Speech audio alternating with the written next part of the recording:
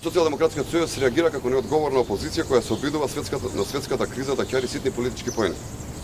Одговорна опозиција би ги поздравила следниве факти. Прво, со ребалансот владата се обврзува да одржи буџетски дефицит од 2,5%, кој е втор најнизок дефицит во Европа. Само Естонија во цела Европа има помал буџетски дефицит од Македонија оваа година.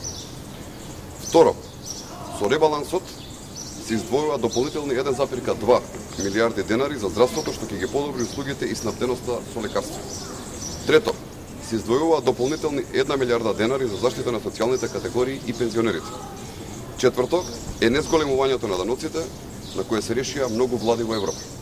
Петто, намалувањето на платите на премиерот, министрите, избраните и именувани државни функционери, намалувањето на надоместоците за управни одбори, укинувањето на дневниците во земјата и намалувањето на дневниците за патување во странство и десетина други мерки за штедење.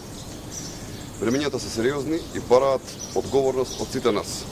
Ако Социјалдемократскиот сојуз не и помага на државата, барем нека не и одмага.